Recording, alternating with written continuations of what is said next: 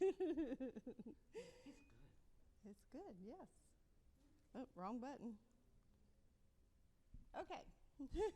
As, a lot of you have been in the conference and in the exhibit area and have met Tommy Man before. But I just want to thank you all for coming today and being with us and allowing us to share with you. We're very excited to be here. And I know it's late in the day and you're probably tired and on the winding down side, but we do appreciate you coming and being with us today. If I look a little blinded, it's because the lights are kind of in my eyes, so I can't really see a whole lot of you out there. But anyways, thank you again for coming and being with us. My name's Teresa Delaney, and I'm here with my family, actually. That was Tommy Man. He's my one of my sons, and then Jack is my other son who did the introducing. And then today I also have with me my mom and my sister, and then my husband surprised me earlier and showed up, so he's here too. So anyways, according to my name tag, I am parent author. And I have written a book about my journey. Both the boys are on the autism spectrum. And my book is about my journey of raising them. Also, we were blessed enough to make the cover of Autism Parenting Magazine. Does anybody subscribe to that here in the room? Okay. We were in the December issue. And they asked me to write an article for them there. And so if you haven't seen that, that was the cover for Autism Parenting.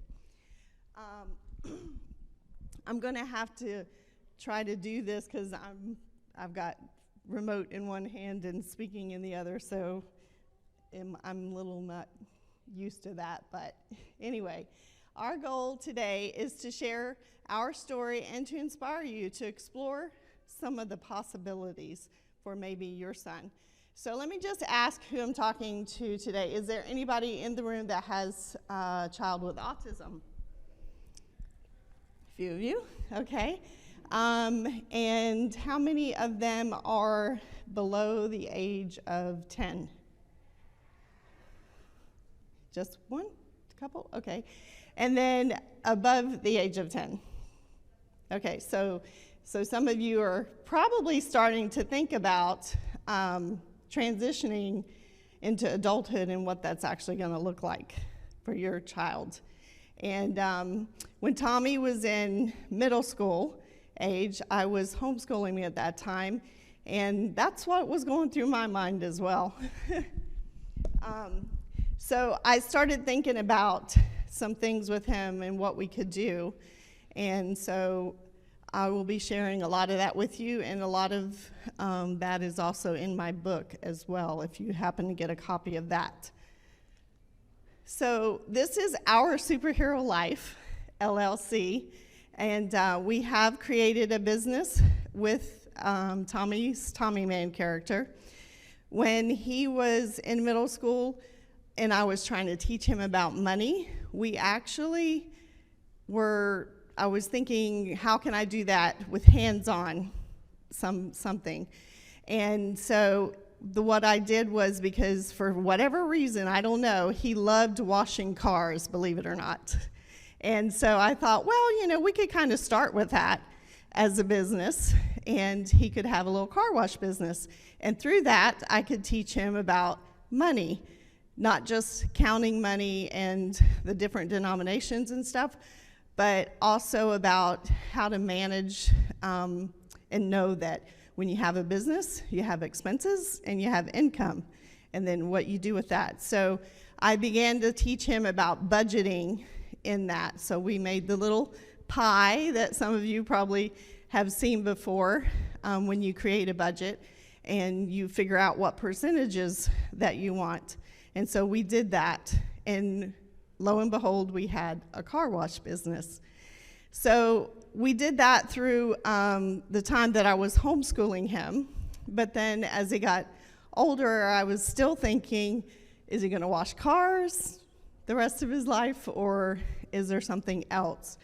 And so I started thinking about, because so many times we think about what they can't do instead of focusing on what they can do. And so that was one of the things that was driving me to really sit and think about what he was capable of doing. So whenever I was doing that, I was thinking about what are his strengths and not focusing on what the weaknesses were. Because even now, but even more so back then, Tommy was not conversational. His language was limited. And so we, have a problem with some possibilities because so much requires language. And so I was trying to think of that. So anyways, but when he became an adult, one thing that he always did was he loves crafts, and he loves making things and drawing things. And in case you haven't noticed, he's obsessed with superheroes and Disney. And so, so I thought, well, how can we make that work? So when I published the book about raising them, I always had envisioned, because writing the book was an idea I had years before. I kept saying, one day I'm going to write a book and share, because tell me if you have a autistic child in your home that there are tons of stories you could tell, right? So anyways, there were tons of stories for me to share, and there were times when I was writing them down so I didn't forget them and to be able to include them in the book. So we were trying to figure that out, and so I noticed that he loved drawing, he loved the superheroes. So when I published the book, I had always envisioned that the cover would have him on it in a superhero costume, because I'd already decided a long time ago that the name of the book would be How to Train a Superhero, A Story of Autism. So I asked him to design a superhero of his own rather than doing anything with Disney superheroes or Marvel or whatever, because that's what he was hooked on, which did take a little bit to accomplish, because he doesn't understand favorite or design your own. So my book will tell you about that story too. But eventually he came up with the costume that you see today. And so we made that, and he is, of course, on the cover in the book. So that was kind of the birth of Tommy Man and everything, because while his communication is limited, he gets his point across with no problem. So if he can't tell you in a conversational way, then he's an awesome speller. He'll just write me a note and tell me everything. And so from that, for whatever reason, his mind just started racing. So now we have a Tommy Man costume, and then we have Tommy Man clay pots that he painted, and then we have Tommy Man houses drawn for me, Tommy Man cars, anything he could think of that he wanted in Tommy Man fashion. And so that's where it is. So that's where Tommy Man started, and so we actually filed for the trademark for Tommy Man, and we're very close to getting it, and there's a lot of future projects that's coming with that, and I'll share some of that with you later. So let's talk about today, what makes or is a superhero? Anybody have any ideas? What would you say was a superhero? Yes? Okay, following his dreams. Okay, anybody else? Someone who's brave, yes. Anything else? Yes. Strength, yes. You saw Tommy, right? Big muscles. He's all about that. Okay. So Webster's definition is a fictional hero having extraordinary or superhero human powers, or an exceptionally skillful or successful person. So all of you are right. Because we do have modern day heroes, not just fictional ones. And speaking of that, this picture is the fictional character and the non-fictional character in Tommy Man. And there's so many aspects to Tommy Man. He's obsessed with bow ties and dressing up. He does every Sunday for church, and he makes his own fashion statement everywhere he goes. Okay, so we always like to think it's not a disability, but a different ability. And that's where the strength over weakness comes in. You have to keep that in mind, because one thing I learned from my children in teaching them was they can learn, but it's not always the same path that every other child learns. So we have to find different paths to do that and get that through to him. One thing that when I first started homeschooling him at 4th grade that I learned was some things he was not developmentally ready to learn. So we had to put things on the back burner and go back and readdress them later. And then once we did, it was like in a few minutes, then he would master whatever skill or concept. One of the examples of that was tying shoes. You know, everybody tells you you should be able to tie your shoe at the age of 5. Not so for all children. And so I got really, really frustrated when I was trying to teach him that, and I would frustrate him to tears as well. And so one day, I just flew up my hands and said, you know what, you can wear Velcro shoes till you're 40. I don't care at this point anymore. And so we quit. And then back at age 7, 2 years later, I taught him within 5 minutes, and he just did it. So he just wasn't developmentally ready for it then. Okay, so how do you find your superpowers? So think of your own child, because that's what we're here for today. We want to just help you to explore the possibilities. And no matter whether your child is young or middle school or transitioning already, it doesn't matter. You can start wherever you're at. And just think, if your child is younger, you just have longer to sit back and watch and be observant about what exactly are their strengths and what are their weaknesses. So I believe each of us are gifted with a special gift or a unique ability or skill. So it's the one thing that makes you the unique individual that you are and gives you some of your personality. So when you think of your child, then what is their strength? How many of you, and you don't have to yell it out, but just raise your hand if you think off the top of your head about your child, can think of the one really strong strength of theirs that stands out. Good. Good. So that's a starting point for you. And so you want to make sure that you keep observing.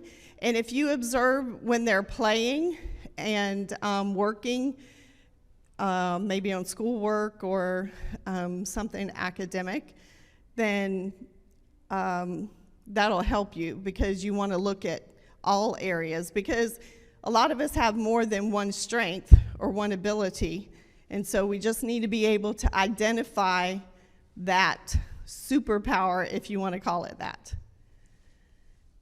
Okay, so for a superhero, that one thing I like to think of as your cape. When we're talking about superheroes, we're talking about the costume most times, and whatever their superpower is, their strength. And so when you think about what their strength is, then let's think of that also as their cape, because, am I pushing the right button? So when we put our capes on, we're confident. It gives us power. And think about it, when you're working in your element and you know beyond a shadow of doubt what you're doing, and you're confident in everything about it, then we can conquer the world, we can conquer our own problems, and anything else that comes your way, because you're confident in it and you know what you're doing and you feel like you know what you're doing. So, like I said, think of that as your cape. Doesn't that picture of Tommy look like he's confident? He is confident in being a superhero, and his idea of what a superhero is. That was one picture from many photo shoots that we did to produce the calendar. As much as he loves to ham it up and get his picture taken and all of that, we spent a whole month going around doing photo shoots just about every other day, putting on the costume, taking them. So by the end of the 30 days or so that I finally said, okay, I think I got the pictures that I can work with, he was already telling me, Mom, the pictures are good. Like, I'm done with this. I don't want any more photo shoots, which is very unusual for him. So I know I worked him to death with those. Okay, so once you identify your superpowers, spend some time pondering the many ways you could create a business for yourself.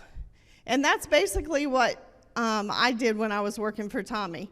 When he was so obsessed with superheroes and creating all these things, that's what made me think, okay, well, and because he's so obsessed with Disney, he does honestly believe that Disney will make a movie about him one day. So who am I to say that's not going to happen? Because anything's possible. So once you've decided on a business, write out an action plan or a business plan. Okay, so that's going to help give you direction for where you want to go, because if you don't have the picture in front of you of where you want to go, then you're probably going to get lost in everything. So determine what that is. For us, I actually did, believe it or not, write a business plan for Tommy. And some aspects of a business plan are very abstract. Like, one of the things that we needed to do and accomplish in our business plan was to hire an attorney to file the trademark for us. And of course, Tommy has no clue what attorney is and what an attorney does. So how I explained it to him was that the attorney was going to protect Tommy Man, just like Tommy Man protects the city of Bronson where we live, because that's where he thinks he is Bronson's superhero. So anyway, so he kind of got it then. And then one of the other things that we did was I was trying to explain debt to him one day, and I had a picture of Tommy Man, I should say, and I was trying to make him understand what that was and how we didn't want to be there. Of course, he knows jail is not a good thing in his mind, so I took the picture and I drew bars, and I put Tommy Man in jail, and I told him it was debt jail. And so I was telling him, we have to get Tommy Man out of debt jail, out of debt jail. And so he immediately, no, he didn't want to be there. So he just gave him that visual that he needed to know that was part of it. So when you're writing your goals in your business plan, make sure that you're not general. You want to be very specific with the details and writing them down. And then the other thing that I did was I set dates for Tommy. So everything in his goal list had a date. We want to have this accomplished by this date. And the funny thing is, life gets really busy for me because we have a lot of irons in the fire all the time. And this past year, I ended up having brain surgery, actually, because I had a brain tumor. And so life kind of got derailed. And long about December of this past year, I had given him, when I wrote the business plan, I had a copy in a folder for me in the office, and then I printed a copy for him, which I gave to him, and we read it, and I was trying to make sure he understood everything. So I figured it just got lost in the shuffle in his room, and he wasn't paying any attention to it, and I really forgot that we even had that. And then one day he comes to me in December, and he's showing me on the thing, "Mom, we do not have this done. This is not done. This is not done." I'm like, "Really? You paid attention and you actually are keeping up with that?" So he's keeping me on track a lot of times too. But in a business plan, sometimes we have to adjust our dates and our time to fit with some of that. So don't beat yourself up over it if that does happen. Okay, so important thing for me, I'm a list person. I love to make lists. In your business, when you start, you can actually make a daily active action list, that you want to do, because those are the things that move you toward your goal. And you want to make sure that whatever you do, there's action moving toward your goal so you reach it. As a superhero and an entrepreneur, you are the one who takes the risk and pursues the dreams. And so you need to remember that when you're making your business decisions. Sometimes we let other people influence us, and we don't necessarily, it's good to have input. I'm not saying when people give us advice or suggestions that it shouldn't be, considered. But the thing is, you want to make sure that you know that it's your dream, you're following it, and so you need to not let some of those things derail you. So to be a superhero, you must have courage to move out in faith, because that's what we do. If you think about all the people that make lots of money and entrepreneurs that build big companies, it's because they moved forward in faith and they took the risk. So for us, as our superhero life, we're working on building a legacy. I'm trying to help my children build a legacy, because once my husband and I are not here, I want them to have something of their own that they can continue. And so that's going to help support them. And so not that it means it has to make them a bunch of money or anything like that, but we just take each day one day at a time. We know what our goals are. We know what we're moving towards. And whatever doors are opened, we're thankful for. So we like to get out and share our story and have speaking engagements. We've been trying really hard, trying to get radio interviews, TV interviews, stuff like that, because you know how social media is, right? It's like wildfire. It can spread. So if we can get something like that, it's going to spread way more faster for us than anything we can do individually. But we love talking to people. We love getting out and hearing your stories as well. We've really enjoyed that here this weekend. And by the way, this was our first family cafe conference, believe it or not. Is anybody else, it's their first time? Okay, so I'm not the only one, right? Okay, great. But I'm having a great time talking and sharing with everybody, and so come by and see us at the booth and everything. There will be obstacles along the way, but don't let them discourage you, because superheroes are determined and always find a way. In other words, they don't give up. Sometimes things might get a little altered or may need to be altered, but don't give up. And then there might even be some negative Nellies out there. Remember what I was saying? Sometimes people say, oh, that's never going to happen. You can't do that, whatever, And we can't kind of have to tune those out and not let them influence, where we want to go. So in other words, don't let them step on your cape. Okay.